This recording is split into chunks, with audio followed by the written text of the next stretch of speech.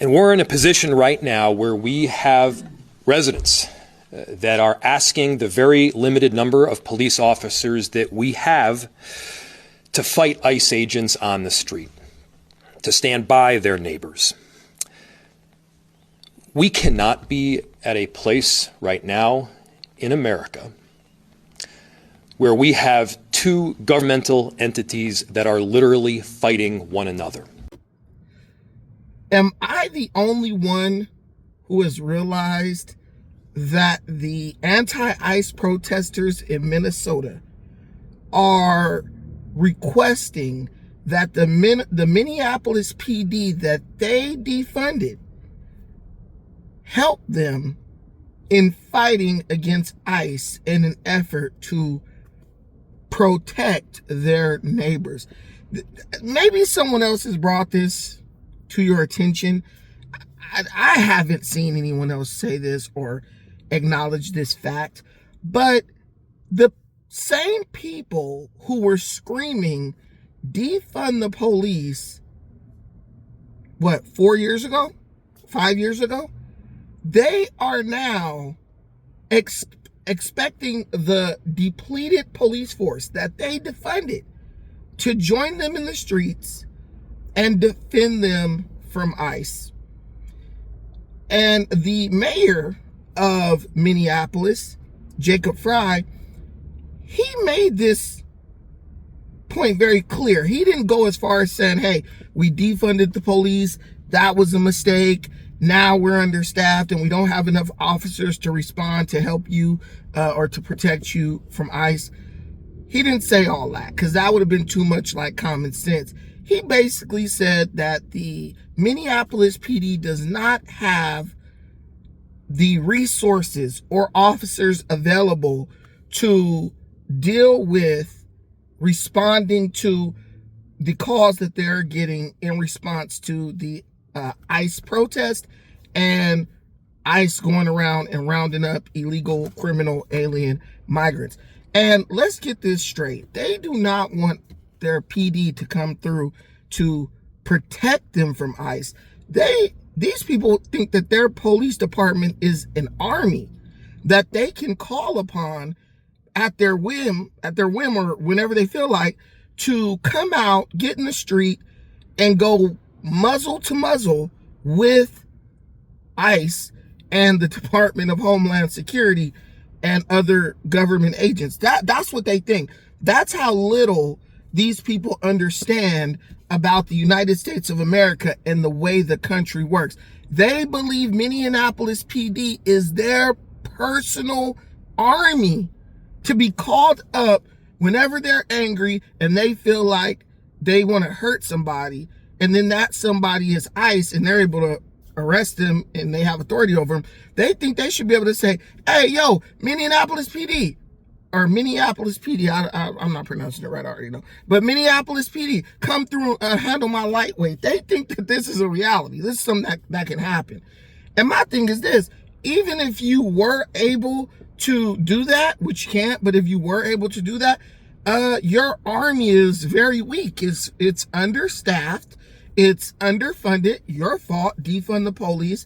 And basically, it has become lazy under liberal leadership and or authority.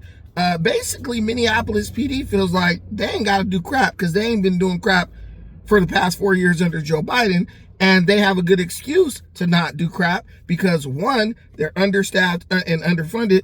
Two, anytime they go out and try to enforce the law, the liberal activists, the radical leftists come out and weaponize their enforcing of the law against them. And guess what that leads to?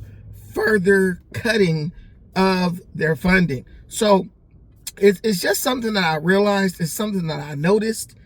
And I thought I would bring it to your attention. This is a death loop. It's circular thinking, void of logic. This reminds me of some of the videos that I enjoy watching, body cam videos where people are being pulled over by the police, and now thanks to Black Lives Matter, the police have to have body cams and they have to be on during every interaction that the police have with civilians. And many times when people don't understand the law and they think that many times when people don't understand the law, they do things that really showcase that lack of understanding. And it's almost sad enough to make you, shake your head. But it's actually pretty funny and entertaining. And that's why I believe a lot of people, even though they don't like what's happening with the anti-ICE protest, even though they don't like the way these people are going after the ICE agents, it's really hard to take these people seriously because you understand that these people are just totally ignorant of the law. They're totally ignorant of the way this country works. And what makes that so funny is that just a little over a year ago, during the general election, these were the people screaming out that conservatives needed to take civics lessons where you learn about how the country works, how a government works, whether it be local, federal, or a state government.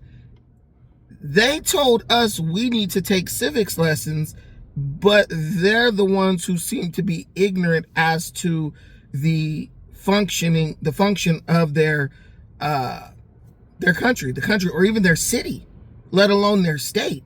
These people walk around telling you about how much you don't know. They say, hey, you're MAGA, you're dumb, you have a low IQ. And then they call law enforcement in an effort to get law enforcement to fight against law enforcement. That doesn't really make any sense. And just like in the body cam videos where someone gets pulled over and they call 911, you're looking at this person like, do you know that these people are like on the same team? Do you know that what these people are doing is the will of the American people? And in this particular case with ICE, this is the will of the vast majority of American people because Donald Trump won the popular vote. People basically elected Trump to break eggs to make an omelet. You know the old saying, if you want to, you're going to have to break a couple of eggs if you want to make an omelet. And they're here for it. And they're behind Trump and they're ready to support him. And they're ready to support ICE. It's just an observation I made that it shouldn't even need to be said in the age of the internet. But the crazy thing is, the more information people have access to, it seems the dumber they get.